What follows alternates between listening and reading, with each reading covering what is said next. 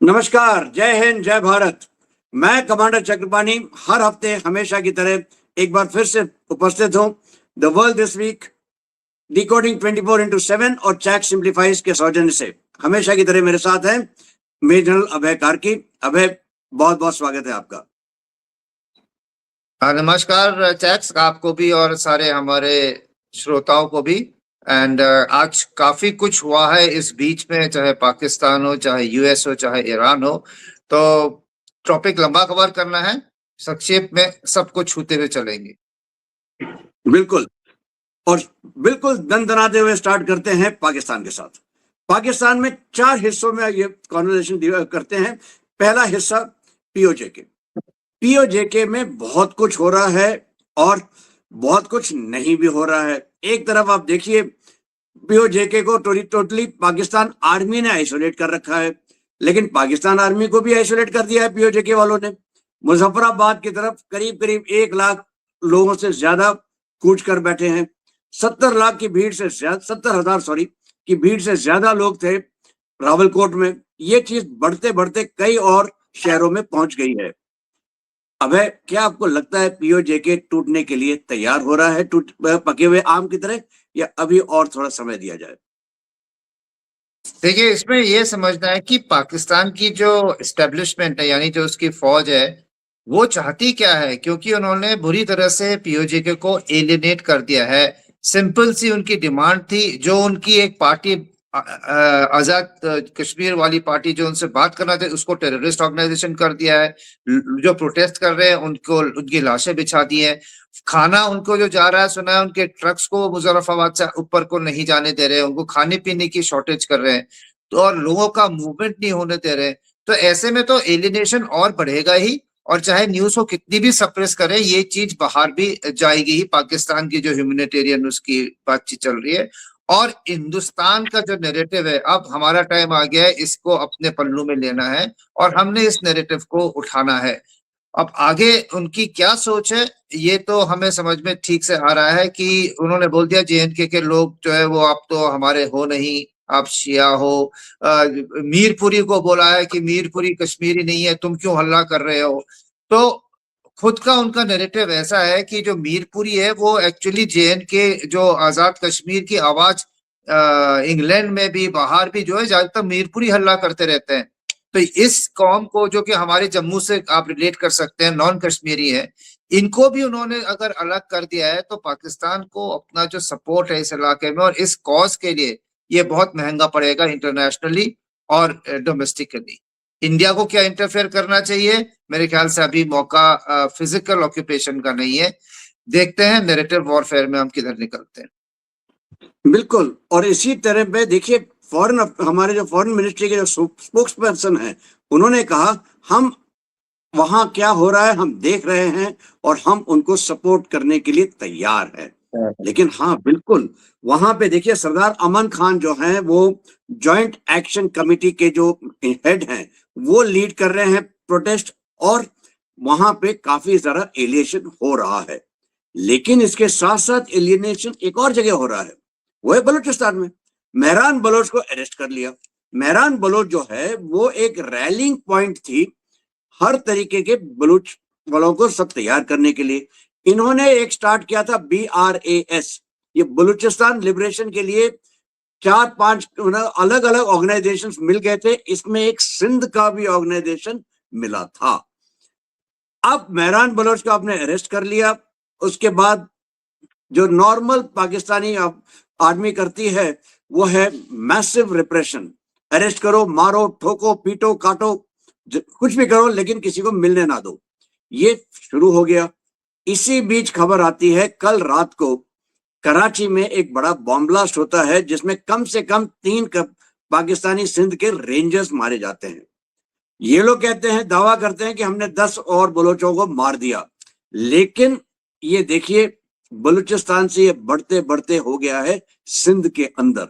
बलूचिस्तान के अंदर ही अगर आप देखिए, चाहे वो आपका सैंड डेक हो, आपका है ना रिको डेक हो, चाहे वो ग्वादर हो, चाहे वो CPEC में जो चाइना के साथ चल रहा है, वो सारे के सारे प्रोजेक्ट खटाई में आ रहे हैं। वहां ईरान के साथ समस्या चल रही है, आपने आग लगा दी बलूचिस्तान के अंदर। क्या इसको इसी को कहते हैं विनाशकाले विपरीत बुद्धि? अबे आपका क्या ख्याल है?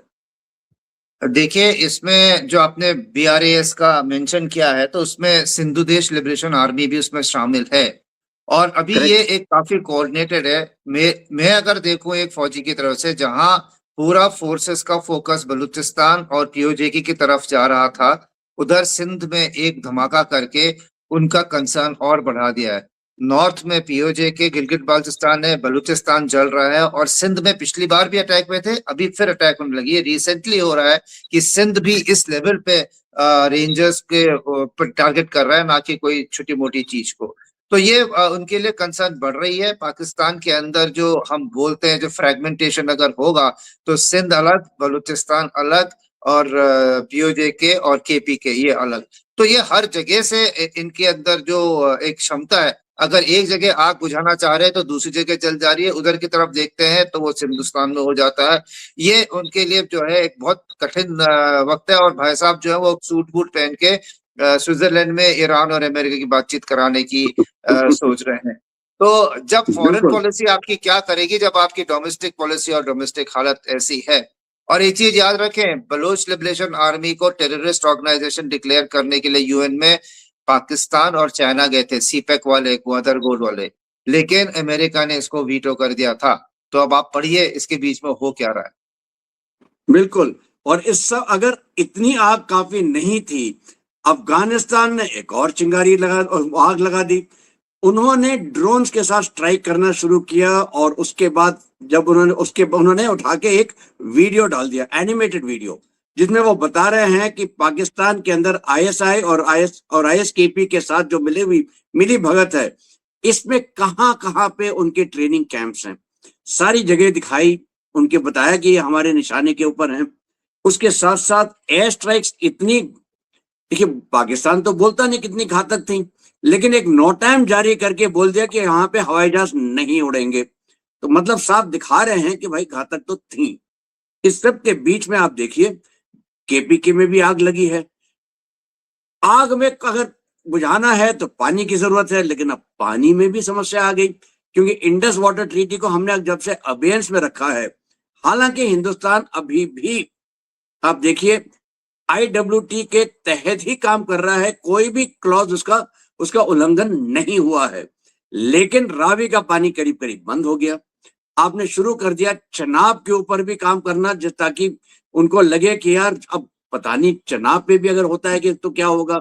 एक छोटी सी टनल की बात है, वो भी कहाँ है टनल, वो है आपके, है ना, हिमाचल में रोहतांग पास के पास, लेकिन वहां पर भी इन्होंने हल्ला मचाना शुरू कर दिया, कहना शुरू कर दिया कि अब हम जंग छेड़ेंगे। क्या ये नहीं लगता आपको अभय कि ये सब आग जो इंटरनल लगी है, और आप कह रहे हैं सूट बूट पहन के ये पहुंच गए हैं भाई साहब स्विट्जरलैंड में, वहां पे उनको बुलाया नहीं गया, बेइज्जत किया गया, यहां तक कि ईरान ने भी कह दिया कि भाई पाकिस्तान के साथ कोई मध्यस्थता नहीं है, और मध्यस्थता तो अब कतर कर रहा है। क्या आपको लगता है पाकिस्तान किसी ना किसी तरीके से इसको एक्सटर्नलाइज करेगा, और वो एक्सटर्नलाइज अगर जब करता है वो भारत की तरफ ही निगाह दौड़ाएगा? क्या लगता है आपको? देखिए, मेरे को ये लगता है अगर पाकिस्तान इस समय सोचता भी है एक्सटर्नलाइज करने की, तो उसके देश के अंदर अभी जिस तरह से उसने अपने देशवासियों को तंग कर रखा है, वो एकता नहीं आएगी जो सिंदूर के टाइम पे आई थी। और दूसरा, उसके पास अभी सिंदूर की मार से उभरा नहीं है, वो कन्वेंशनल वॉर में, मतलब आर्मी, नेवी, एयरफोर्स में अभी वो भी उसकी जो मार खाई थी और जो डिस्ट्रक्शन हुआ था, रिकवरी नहीं हुई है। तो इसलिए अगर वो करेगा भी तो इंडिया के अंदर वो टेररिस्ट अटैक्स कराएगा। और इसी की कुछ एक हमें यहाँ पे हरकतें दिख रही हैं, जो सेल्स हमारे अनकवर हो रहे हैं, कि वो एक कोशिश में है कि इंडिया के अंदर भी जो है कोऑर्डिनेटेड टेररिस्ट अटैक करा ले। एक यही उसकी काबिलियत है और यही उसकी स्पेशलाइजेशन है। इससे ज्यादा बिल्कुल। हम और कुछ नहीं देख सकते इसमें। बिल्कुल सही। और अगर ये होता है, और देखिए आपको याद होगा आसिफ मुनीर ने एक बार कहा था कि अगली बार जब हम करेंगे तो हम पूरब की ईस्ट। दिशा से करेंगे। हिंट था कि बांग्लादेश, और बांग्लादेश भी उसी रास्ते में चल बैठा है। तारिक रहमान को लग रहा था कि वो शायद बहुत स्मार्ट है, और वो चीन जाना चाहते थे, लेकिन मलेशिया के थ्रू गए कि वे नहीं, हम चीन नहीं जा रहे हैं, पहले हम मलेशिया गए हैं और पहुंच गए हैं चीन। ठीक है, वो पुरगाना था ना, जाना था चीन पहुंच गए, जाना था जापान पहुंच गए चीन, तो वो यहाँ पे था, जाना था चीन पहुंच गया मलेशिया। अब वहां जाके करते क्या है, वहां बात छेड़ते हैं J-10C के फाइटर्स के लिए, JF-17 फाइटर्स की बात हो रही है। जो तीसरा वाटर प्रोजेक्ट है जो हिंदुस्तान को मिलना था, वो कहते हैं चीन आप हमारे लिए ये वाटर प्रोजेक्ट करिए। तीसरा वाटर प्रोजेक्ट मुश्किल से 30 किलोमीटर अंदर है बांग्लादेश के, लाल मुनीरहाट एयरफील्ड भी वहीं पे है। हमारे लिए तो ये बहुत इंपॉर्टेंट जगह है। मोंगला जो एक उनका सेकंड लार्जेस्ट पोर्ट है, करीब 180 किलोमीटर दूर है कलकत्ते से, वहां पे चीन को बुला लिया कि आप इस पोर्ट को डेवलप करिए। कॉक्सेस बाजार के पास, चीन के पास ऑलरेडी उन्होंने अब सबमरीन पेंस बना रखे हैं। इस सब से चीन को तो साफ एडवांटेज दिखता है कि हम भारत के ऊपर निगाह रख सकते हैं। जो स्ट्रिंग ऑफ पर्ल्स की बात एक बार हम किया करते थे कि वो चीन जो है हमें सराउंड करने की कोशिश कर रहा है, वो पूरी की पूरी तरीके से तैयार हो रही है जगह। उसने उठा के वहां पे Bangladesh, Myanmar, China economic corridor CPEC की तरह बनाने में हामी भर दी है। तो एक तरह से बांग्लादेश जो है पूरे के पूरी तरह पहुंच गया है चीन की गोद में। आप इसको कैसे देखते हैं? देखिए, हम हमेशा हर चीज को हिंदुस्तान की नजर से देखते हैं। अगर आप बांग्लादेश की नजर से इसको देखें, बांग्लादेश के अंदर घुसने से, बांग्लादेश जो है हमेशा एक कंपटीशन पॉइंट पड़ा हुआ है अमेरिका और चाइना के बीच में। शेख Correct. हसीना भी जो वो हटी थी, उसके पहले वो चाइना गई थी, चाइना में उनको काफी कोल्ड ट्रीटमेंट मिला था, फिर वो वापस आ गई थी। और उन्होंने बड़ी होशियारी से चाइना और अमेरिका का इन्फ्लुएंस को बैलेंस कर रखा था जब तक वो थी। फिर यूनेस आया और वो तो पूरा चाइना को बिक गया कि भैया we are the guardians of the bay of Bengal और नॉर्थ ईस्ट ऑफ इंडिया, सिर्फ यहीं से जा सकते हैं, तो हमसे बात कीजिए, बहुत ट्रेड करेंगे। अभी जो ये आए हैं, अभी प्राइम मिनिस्टर, ये तो खैर जो गए थे यूनिस से तो इलेक्टेड थे नहीं, लेकिन अभी एक इलेक्टेड प्राइम मिनिस्टर जाके वहां पे चीन से समझौते करके आया है। अभी भी, पहले भी वो चीन से हथियार लेते थे, अभी भी हथियार ले रहे हैं, कोई इंडिया से तो लेंगे नहीं, ये तो मानी भी बात है। कंपटीशन अमेरिका और चीन के बीच में है, और उसको ये भी ये लोग भूल जाते हैं कि चाहे कुछ भी हो, तीन तरफ से हिंदुस्तान है, उनको ट्रेड, इंफ्रास्ट्रक्चर, कनेक्टिविटी, एनर्जी, कुछ भी चाहिए, चाहे उनको अपनी टेक्सटाइल मिल्स के लिए कॉटन चाहिए, चाहे उनको लेबर चाहिए, चाहे उनको एक्सपर्ट टेक्नीशियंस चाहिए, उनको पावर चाहिए, उनको पेट्रोल चाहिए। अभी हमने सारे अपने जो नेबर्स थे ईरान क्राइसिस में, सबको हमने खुल के पेट्रोल और डीजल प्रोवाइड किया था, नहीं तो ये देश बैठ जाते हैं, नेपाल हो, चाहे श्रीलंका हो, चाहे बांग्लादेश हो, इन सबको हमने पेट्रोल क्राइसिस से पार लगवाया है। लेकिन वो अपने को जो है, अपने कार्ड्स जो ऐसे खेलते हैं कि अमेरिका और चाइना के बीच में, ये इंडिया को तो हम देख लेंगे। और इंडिया से जो नफरत, एक पता नहीं उनके जो आइडियोलॉजिकल है, एक सेक्शन ऑफ द सोसाइटी की जमात है जो, उसका भी सपोर्ट जो इनको, उनको नाराज नहीं करना चाहते हैं। तो ये बड़ा पेचीदा सा सवाल है। हाँ, उनको अभी चाइना को वहां पे फुटप्रिंट मिला है। शेख हसीना ने काफी मना कर रखा था, लेकिन इस समय के अगर देखें, सेंट मार्टिन आइलैंड में अमेरिकन बैठे हुए हैं, ह्यूमैनिटेरियन कॉरिडोर चाहते हैं बर्मा के थ्रू चिटागोंग ट्रैक से, और इधर पे ये चाइनीज आ गए हैं। तो यहाँ पे हमें ग्रेट पावर राइवलरी जो है वो बहुत दिखेगी। और तीसरे महाशय जो वहां घुस गए हैं वो है पाकिस्तान। पाकिस्तान चीन की शहर में इनके साथ intelligence, military training, naval exercises, सब कुछ कर रहा है। और ये भारत के लिए चिंता का विषय है। और जैसे हमने पहले बोला था कि उसने, आसिम मुनीर ने बोला था, अगला जो हमारा होगा वो ईस्ट से होगा। खैर, ये तो कहने की बात है, वो हम संभाल लेंगे ईस्ट से, जो भी होगा। इंडिया और बांग्लादेश की सेना में कोई कंपैरिजन है, लेकिन हमारी कुछ एक फोर्सेस ईस्ट में अभी टाई अप हो जाएंगी इस कारण से, खासकर सिलीगुड़ी कॉरिडोर वहां पे भी होने के लिए। जी बिल्कुल। और आपने जमायत का बहुत इंटरेस्टिंग मेंशन किया, क्योंकि अभी अभी जमायत के जो चीफ हैं, उन्होंने, उनका एक स्टेटमेंट आया है और उन्होंने कहा है कि हमने इलेक्शन के रिजल्ट्स मान लिए सिर्फ इसलिए कि यहाँ पे सिविल वॉर हो जाती अगर हम ना मानते। मतलब वो इलेक्शन के ऊपर एक तरीके से संदेह खड़ा कर रहे हैं और अपना बैनर उठा रहे हैं कि साहब हम भी हैं, हमारी तरफ तवज्जो दीजिए आप। इस सब के बीच में जो दिख रहा है, एक तरीके से ट्रायंगल बनता दिख रहा है कि चीन, पाकिस्तान और बांग्लादेश, और इनको बांग्लादेश और चीन के ऊपर है अमेरिका का हाथ। तो एक तरह से आप देखिए, ये इंडिया के लिए एक चुनौती तो डेफिनेटली है। क्या हम इस चुनौती से उभर सकते हैं? 100%। क्या हमें अपने कुछ फोर्सेस ईस्ट की तरफ करने पड़ेंगे? कोई शक नहीं।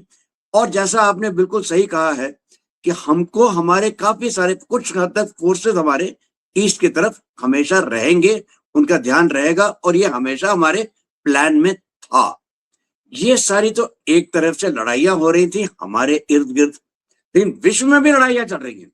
एक आती है सबसे ज्यादा इंटरेस्टिंग लड़ाई, वो है यूक्रेन की। बिल्कुल संक्षिप्त में यहां बात करते हैं कि यूक्रेन ने जिस तरीके से पिछले 10-15 दिन में रशिया को मारा है, खास करके उसकी रिफाइनरीज को मारा है, चाहे वो मॉस्को में हो, चाहे वो तनेको में हो, चाहे वो रियाजान में हो, चाहे वो क्रास्नोदार में हो, सब जगह उसने रिफाइनरीज को मारा है। इतना मारा है कि रूस का जो प्रोडक्शन है काफी बुरी तरह से हिट हुआ है। इतना हिट हुआ है कि हिंदुस्तान से, भारत से रूस ने पेट्रोलियम और डीजल लेने की ख्वाहिश दिखाई है।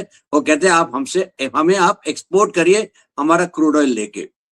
तो दिखाई दे रहा है कि यूक्रेन जो है वो रशिया को पीट रहा है। टैक्टिकली तो ब्रिलियंट है, स्ट्रेटेजिकली क्या आपको लगता है ऑन द ग्राउंड, जमीनी स्तर पे कोई मेजर फर्क पड़ेगा?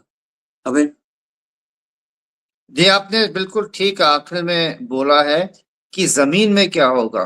देखिए, जो यूक्रेन की स्ट्राइक्स हैं वो रशिया की इकोनॉमिक पावर पे पड़ रही है। उनकी रिफाइनरी जो है, ऑयल एक्सपोर्ट रशिया का सबसे ज्यादा पैसा कमाने का तरीका है, और उसी को उसने अच्छी तरह से लंगड़ा कर दिया है, या उसको काफी ध्वस्त कर दिया है। ये हालत आ गई है कि रिफाइंड प्रोडक्ट अब वो हमसे मांग रहा है, प्लस क्रूड एक्सपोर्ट में उसके जो वेस्ट की तरफ को जो लाइंस थी, बाल्टिक सी हो गया, कैस्पियन हो गया, वहां पे भी अभी वो अपने क्रूड टैंकर्स को नहीं भेज सकता है।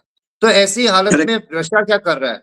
रशिया ने भी अपने इंटेंसिफाई किए हैं, और जो डोनेस्क रीजन है वहां पे लैंड ऑपरेशंस बहुत खूंखार तरीके से वो बढ़ा रहा है।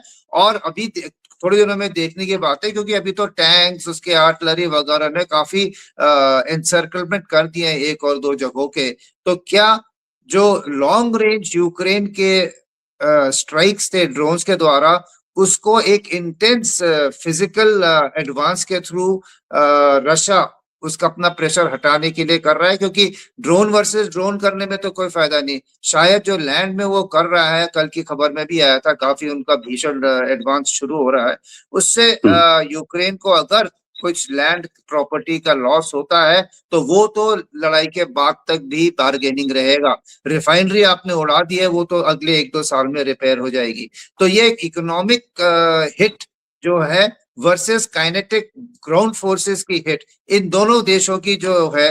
और तीसरा बेलारूस जो है वो भी ऊपर से धमका रहा है, और अभी वो शांत नहीं बैठा है, और उसने बोल दिया कि ज्यादा कुछ मेरे ऊपर अगर आया, प्रेशर मारा, तो मैं भी इसमें कूद सकता हूँ। हालांकि बाकी यूरोपियन कंट्रीज ने भी उसको बोला हुआ है खतरा, वो आपस में थ्रेट्स चल रही हैं। लेकिन रशिया वर्सेस यूक्रेन में देखें तो दोनों ने अपनी इंटेंसिटी बढ़ाई है। एक ने इकोनॉमिक वॉरफेयर की तरफ से, और दूसरे ने जो है फिजिकल ग्राउंड फोर्सेस की तरफ से। बिल्कुल। और अबे आपको याद होगा एनडीए में एक बोर्ड लगा रहता था हमेशा, जो हमने देखा ड्रिल स्क्वायर के सामने, वो था victory is always measured by foot. मतलब जमीन पे अगर आप हैं तभी आपको जीत मिलती है। और इसी वजह से आप देखिए जमीन के ऊपर अमेरिका नहीं है, ईरान में उसको जीत नहीं मिल रही, क्योंकि उसने अपने फुट सोल्जर्स को कमिट बिल्कुल नहीं किया ईरान में। पिछली बार आपको याद होगा, हम ईरान और अमेरिका की जो लड़ाई चल रही है उसको हम कह रहे थे ऑफ ऑन ऑफ ऑन। अभी ये ऑफ ऑन अभी भी चल रहा है। एक तरफ ईरान ने उठा के एक ऑयल टैंकर पे हमला बोला, अमेरिका ने उठा के उसके कई स्थानों पे जहां पे मिसाइल और ड्रोन एरिया थे, जहां उनके रेडार थे, उनका बाकी थोड़ा बहुत जो इंफ्रास्ट्रक्चर था उसको ठोक दिया। खबरें ऐसी भी आ रही हैं कि अमेरिका को एक और स्थान मिल गया था जिसमें उसके न्यूक्लियर एसेट्स थे ईरान के, और उन्होंने इसी के जरिए उन एसेट्स को भी मार दिया है। ईरान के ऊपर इतना ज्यादा प्रभाव पड़ा है, इतना ज्यादा डैमेज हुआ है, उसकी स्टील इंडस्ट्री करीब करीब ध्वस्त हो गई है, उसके जो सीमेंट इंडस्ट्री थी वो खत्म है, 70% के आसपास उसका ऑयल रिफाइनिंग और ऑयल इंफ्रास्ट्रक्चर को पे आपने पेट्रो क्षति पहुंचाई है। इन सबको अगर आप मिला देते हैं तो तकरीबन तकरीबन 260 से 280 बिलियन डॉलर्स का आपने नुकसान पहुंचाया है। आप दूसरी तरफ से देखिए, ईरान में इन्फ्लेशन आज की तारीख में 69% है, लेकिन फूड इन्फ्लेशन जो है, खाने के पदार्थों में जो इन्फ्लेशन है, अंडे, चावल में पकाने का तेल, यहाँ पे 150 से 400% का इन्फ्लेशन दिख रहा है। पॉवर्टी ईरान में 41% बढ़ी है पिछले 4 महीने में, 70% चीन का मैंने आपको बता दिया। जॉब लॉसेज जो हैं, कह रही है कि 25 से 30 लाख नौकरियां जो हैं वो अब खत्म हो गई हैं, मतलब अनएम्प्लॉयमेंट और बढ़ेगा। एक तरफ से आप कह सकते हैं ईरान ने मिलिट्री जीत हासिल की है कि 3 महीने उसने अमेरिका को दूर रखा, अमेरिका को मारता रहा, अभी भी मार रहा है। अभी भी खबर है कि बहरीन और कुवैत में उसने अमेरिकन एसेट्स के ऊपर बमबारी की है विद ड्रोन्स। लेकिन क्या जब शांति आएगी, क्या ईरान उस समय जीता हुआ दिखाई देगा? क्या लगता है आपको? देखिए, अभी तक जो लड़ाई चल रही है ये है IRGC versus America, less correct. American ground forces. तो ये सब कुछ अभी एक जैसे आपका पाकिस्तान में है, दुनिया भर में आग लगी हुई है, वो सूट बूट पहन के अपने स्विट्जरलैंड घूम रहे हैं, वैसे आप ईरान में भी समझिए जो ये एलीट है, जो रेजीम जिसको बोलते हैं, रेजीम जो है जिसमें कि हार्ड कोर अब IRGC ही रह गई है, अयोतुल्ला तो सारे निकल गए हैं, ये अपनी प्रिजर्वेशन के लिए एक विक्ट्री दिखा रहे हैं कि हमने भैया एक जो शैतान बोलते हैं अमेरिका और इजराइल को ये लोग शैतान बोलते हैं, सैटन को हमने दूर रखा है और हरा दिया है, और इस दम पे वो अभी कंट्री को और सख्त मुट्ठी से मिलिट्री रूल करने की आगे उनकी प्लानिंग है। लेकिन अगर जब ये लड़ाई की एड्रेनलिन लड़ाई का जोश खत्म हो जाता है, उस समय उस देश में फिर रोटी और पानी और नौकरी और इन चीजों की बातचीत होगी। उस समय जो लोगों का गुस्सा है, क्या वो दोबारा उभर के आएगा, या ये मिलिट्री जो इतनी पावरफुल है, जैसे पाकिस्तान में उसने सबको दबा के रखा हुआ है, इमरान खान आया तो इमरान खान को हटा दिया अपनी, तो क्या ऐसे ही वो चलेगा, रिप्रेशन में चलेगा एक डिक्टेटरशिप की तरह? ये देखने वाली बात है। पर फिलहाल बात यही है कि अमेरिका ने उसको काफी नुकसान पहुंचाया है इस बार भी, लेकिन रजीम जो है वो इंटैक्ट है, क्योंकि अमेरिका तो बात ही रजीम से कर रहा है। तो ये जो नाटक होंगे ऑन ऑफ वाले आपके चलते रहेंगे, एक सोल्यूशन आएगा। ट्रंप अभी दोबारा लड़ाई में पूरा नहीं जा सकता, वो नहीं जाना चाहता है। ये सब चलता रहेगा और एक वो सोल्यूशन होगा, और उसके बाद ईरान को देखेंगे। और अमेरिका तो रेजिम चेंज में अपने को माहिर मानता ही है, इंडिया में आके और तमिलनाडु में बोलता है with your nation it is very good. Hindustan में जिस हिसाब से वो चल रहा है हिंदुस्तान करने में, वैसे ही वो वहां पे भी रेजिम चेंज की कोशिश जारी रखेगा। फिलहाल ये जो ऑन ऑफ है ये चलता रहेगा, ये मेरी रीडिंग है। बिल्कुल सही कह रहे हैं आप, क्योंकि देखिए ऐसा है कि ईरान में जो रेजीम है, इससे बड़ा बड़ा कातिल अपने ही देश में कोई हो ही नहीं सकता। 30 से 40 हजार लोगों को तो इसी रेजीम ने मारा है, वो भी इसी साल। और ऐसा रेजीम को आप कहते हैं कि हम उसके साथ बहुत कुछ करेंगे, तो ये बिल्कुल साफ दिखाई दे रहा है कि ये मर्डरस रेजीम कभी ना कभी किसी ना किसी टाइम पे, और वो भी बहुत जल्दी खत्म होने वाली है, क्योंकि ईरान के लोग ही कब इसको ठिकाने लगाएंगे। इस सब एक तरफ लड़ाइयां चल रही हैं, दूसरी तरफ आप देखिए एक और किस्म की बात चल रही है, वो है विजिट्स। एक साथ भारत में बहुत से लोग आ रहे हैं और भारत बहुत जगह जा रहा है। एक आध महत्वपूर्ण चीजें हम बात कर लेते हैं। एक है यूएई की जो विजिट हुई थी कुछ ही दिन पहले, जहां पे ब्रह्मोस और आकाश तीर की बात छिड़ी शुरू हुई। वहीं पे स्ट्रेटेजिक ऑयल रिजर्व्स यूएई बनाएगा, कहां? हिंदुस्तान में। पैसे कौन देगा? यूएई देगा, और हिंदुस्तान उसका इस्तेमाल कर सकता है। इन्वेस्टमेंट्स की बात हुई है, फिर यूरोपियन यूनियन वो कई बार गए, हर बार गए हैं तो एक तरीके से आप देखिए मिलन हो रहा है।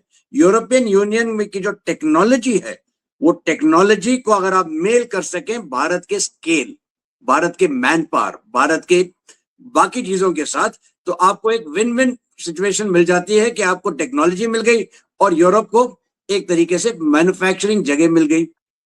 तो ये आपको दिखाई दे रहा है यूरोप के साथ। अभी अभी मोदी जी गए सेशल्स।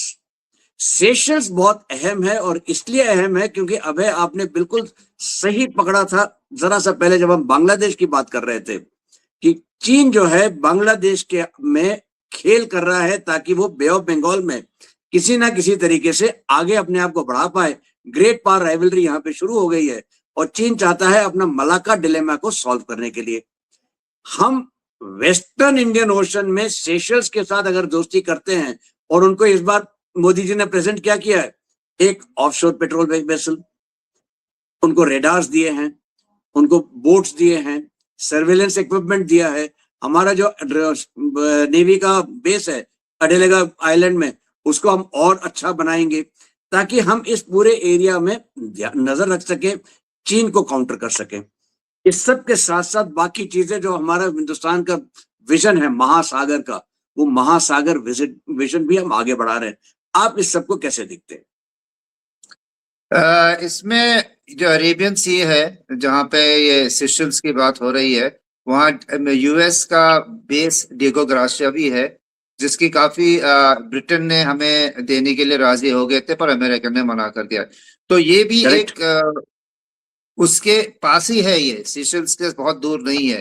तो एक बहुत ये भी पास है। इसमें बहुत पास है। तो इंडिया की वहां प्रेजेंस होना, और जिस हिसाब से अमेरिका चाहता है कि मेरे अलावा और किसी का प्रभुत्व ना हो, और हम चाहते हैं कि अरेबियन सी में और बे ऑफ बंगाल में दोनों में इंडिया जो स्टेक होल्डर है और सिक्योरिटी प्रोवाइडर वो रहे, ना चीन ना अमेरिका। तो अभी आप जैसे बढ़ते जाते हैं अपनी पावर में, तो आपको अपने ऐसे बेसिस रखना जरूरी होता है अगर आप अपने क्षेत्र को सुरक्षित रखना चाहते हैं। तो एक इस जब ट्रम्प का जैसे ही अनाउंस हुआ कि इंडिया आएगा, सेशल्स जाना और वहां पे रह के बोलना, जो कि डिएगो गार्सिया बड़ा सेंसिटिव है अमेरिका के लिए, जिसका लीज अभी खत्म हो रहा है, और ब्रिटेन को उन्होंने बोला आप इसको वापस नहीं करेंगे। तो ये भी एक पहलू है देखने का। और जहां तक चाइना आ रहा है बे ऑफ बंगाल में, तो इंडिया कह रहा है अरेबियन सी में तो मेरा प्रभुत्व है ही है, आप चाहे हंगोर क्लास सबमरीन लेके आ जाइए, चाहे आप हॉर्न जो है अफ्रीका के वहां पर जिबूती में बैठ जाइए, हम भी वहां पे अपना कर रहे हैं। मालदीव जो है वो अब होते ना होते अरेबियन सी में एक दूसरी चीज है जो कि हमारी तरफ को आ रहा है। श्रीलंका जो कि काफी चाइना की तरफ झुक गया था, वो भी अब हमारे सपोर्ट में आ गया है। तो मेरे ख्याल से हमारी ये जो मैरिटाइम स्फीयर में डिप्लोमेसी है और एरिया ऑफ इन्फ्लुएंस है, ये हमारा काम ठीक ठाक चल रहा है। अबे आपने जो कौन सा सबमरीन का नाम बताया था, हैंग योर सबमरीन, शायद मेरे कान बज रहे होंगे उस समय। अच्छा खैर, अब देखिए दो मेजर विजिट्स के बारे में बात होगी। एक हम बात करेंगे अगले हफ्ते जब सने तकाइची आएंगी, जापान की प्राइम मिनिस्टर, वो आ रही है 1 जुलाई से, तो हम अगले हफ्ते उसके बारे में बात करेंगे। लेकिन एक सनसनीखेज खबर आई थी पिछले एक आध दिनों में कि ट्रंप आने वाले हैं भारत, वो भी जनवरी की शुरुआत, सॉरी अगले साल शुरुआत में। क्या आप इसको देखते हैं? क्या ये ट्रंप का फोमो इफेक्ट है कि सब लोग हिंदुस्तान आ रहे हैं, सबको बहुत कुछ वाहवाही मिल रही है, मुझे नहीं मिल रही, मैं अकेला थकेला रह रहा हूं, मुझे ईरान से मैं पिट रहा हूं, उधर इजराइल मेरी तरफ कोई निगाह ही नहीं कर रहा है, रशिया कह रहा है कि साहब आपके साथ हमने अलास्का में स्पिरिट ऑफ अलास्का वो किया था, आपने उसके साथ हमें दगा दिया है। ट्रेड डील कहीं नहीं जा रही, वहां पे भी नहीं हो रहा है, ट्रंप को लग रहा है कि मैं पीछे हट रहा हूं, तब ये खबर आ जाती है कि मैं हिंदुस्तान आ रहा हूं। ये आप कैसे देखते हैं? ठीक है, जो आपने फोमो वर्ड यूज किया है, मेरे ख्याल से उसका काफी इसमें हिस्सा है कि इंडिया ने जिस हिसाब से यूरोप के साथ एफटीए किया है और हर कंट्री के साथ इंडिविजुअली जो ट्रेड डील्स उनके रेटिफाई होते जा रहे हैं, तो इंडिया को अमेरिका की जरूरत तो बहुत है, हमारे सर्विसेज सेक्टर, हमारे एक्सपोर्ट सारे वहां पे जाते हैं, लेकिन इस बीच में पिछले 1 साल में हमारे एक्सपोर्ट्स अमेरिका के टैरिफ के बावजूद भी बढ़े हैं, हमारी जीडीपी भी बढ़ी है।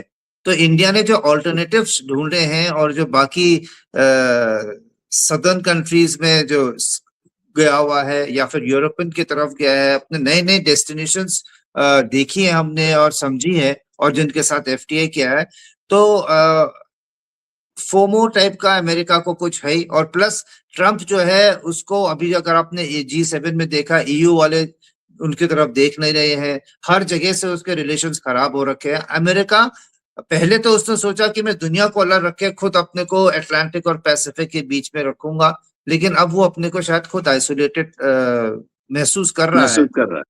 महसूस कर रहा है। और इस बार अगर उसकी मोदी जी के साथ जो बातचीत हुई थी G7 के बीच में, उसमें भी देखें हमने तो एक सीधे मुंह से मोदी ने अपने सेलर्स का और जो हमारी मैरीटाइम सेफ्टी की बात की थी, वही बहुत बोल बोल के बढ़ाई तारीफ उनकी, जब तक ये है तब तक हमारा बहुत अच्छा है, अगर इंडिया को अटैक कर रहे हैं हम उनके साथ हैं। जो भी बोला उसको कोई मतलब नहीं है, लेकिन एक टोन रिकंसिलिएटरी थी, क्योंकि ट्रम्प के साथ तो आजकल जो भी देश का नेता बैठा है उसने उसकी बेइज्जती करके ही उसको भेजा है, चाहे वो साउथ अफ्रीका के हो, चाहे वो जापान की हो, चाहे वो अर्दोगान हो, जिसके लिए उसने बोला कि no one knows better than him how to swindle an election, very good man. तो उसने हर आदमी की बैठे बैठे, ज़ेलेंस्की तो था ही था, किसको उसने छोड़ा है। तो ऐसे में एक ये भी डर था कि ये मीटिंग में कहीं वो वैसे बम ना छोड़ दे, लेकिन अपने को उसने रोक के, जो ट्रांसनेशनल ट्रम्प है उसने पुश नहीं किया है। तो लगता है कि वो अभी चाहेगा तो वो अंदर से, जो उनका ट्रांजैक्शनल नेचर है, उनको कुछ चाहिए इंडिया से, उनको इंडिया की जरूरत जियोपॉलिटिकली इस इलाके में है। और जो ट्रेड टैरिफ्स के चक्कर में उन्होंने इंडिया को दूर किया है और मोदी ने उनसे बातचीत नहीं की इतने दिनों तक, उसके बाद जो इंडिया के ट्रेड के नंबर्स और जीडीपी ग्रोथ के नंबर्स आए थे, तो वही है कि कहीं हम इंडिया को यूरोप जापान मिलके हमें अमेरिका की जगह इन लोगों से ज्यादा ना हो जाए, तो हमारा भी जो पार्टिसिपेशन है, ये जो मार्केट है जो आने वाली इंडिया की इतनी बड़ी, इसमें हमारा अगर ट्रेड डील हो जाता है और जो पॉलिटिकली हमारे जितने भी वो उनके साथ अरेंजमेंट्स है, लेमुआ वगैरह जो है, वो तो वो है ही है अभी हम उनके साथ। तो इसको सबको देखते हुए मेरे ख्याल से वो एक mending of relations and personally 1-to-1 with Modi करा के वो अपने कॉन्स्टिट्यूंसी को दिखाना चाहते हैं कि India is not lost. And Republicans के होते हुए अमेरिका ने अपना जो ट्रेडिंग पार्टनर और स्ट्रेटेजिक अलाय है एशिया में, इंडिया को नहीं छोड़ा है। उसके अलावा ये बोलेगा कि मैंने तो पाकिस्तान को भी अपने साथ ले लिया है, तो मेरे पास तो दो दोस्त इस इलाके में। जी बिल्कुल। देखिए, इस हफ्ते बहुत कुछ हुआ है। एक तरफ बिल्कुल साफ दिखाई देता है कि ईरान मिलिटरली जीता है, लेकिन पॉलिटिकली क्या उसने सब शांति ला पाएगा? क्या उस शांति में ईरान कब तक चलेगा, कहां तक चलेगा, कितना आगे जाएगा? एक वहां समस्या चल रही है। एक यूक्रेन ने टैक्टिकली ब्रिलियंट मूव्स किए हैं, स्ट्रेटेजिकली क्या होगा? और जैसे जनरल कार्की ने बिल्कुल साफ कहा कि जब तक जमीनी हालात में कोई मेजर परिवर्तन नहीं होगा, यूक्रेन कोई ज्यादा आगे नहीं जा पाएगा। ग्लोबल जियोपॉलिटिक्स बदल रही है, जिस रफ्तार से बदल रही है, ये रफ्तार जो है ये पहले शायद ही किसी ने देखी थी। हमें जो है बिल्कुल साफ होना चाहिए कि हमारे आसपास एक बहुत बड़ा मेजर ट्रायंगल खड़ा हो रहा है, वो है चाइना, पाकिस्तान और बांग्लादेश। इसके अगेंस्ट हमें बिल्कुल तैयार होना है, और इसके लिए बहुत अहम है कि हम अपने अंदरूनी हालात ठीक करें। इस तरफ बहुत से अच्छे अच्छे कदम लिए जा रहे हैं, उनके बारे में हम सब जानते हैं। आगे चल के ये सब हमें बताएंगे हम क्या होगा। हिंदुस्तान में भी बहुत सी चीजें एक साथ हो रही हैं। पिछले एक हफ्ते भी अगर आप देखते हैं, अमेरिका से ट्रेड टीम आई थी, ठीक उसी समय ब्रिक्स के NSA की समिट हुई, ठीक उसी समय जब ये लोग थे तो वैंग ही से प्राइम मिनिस्टर मोदी की मुलाकात हुई, ईरानियन डेलीगेशन से प्राइम मिनिस्टर मोदी की मुलाकात हुई, वहां से पेशेश्कियान ने प्राइम मिनिस्टर को न्योता दिया कि आप खमेनी के फ्यूनरल पे आइए। डिफेंस पैक्ट होता है इजराइल के साथ। आप दिखा रहे हैं कि अब मल्टीपल देश जो आपस में पारस्परिक रूप में एक दूसरे के एनिमी है, दुश्मन है, हम उनके साथ आगे बढ़ सकते हैं कदम से कदम मिला के। ये किस तरह से आगे करवटें लेगा ये तो वक्त बताएगा। ये थी खबरें इस हफ्ते की। इंतजार कीजिए अगले हफ्ते तक। तब तक जय हिंद, जय भारत, नमस्कार।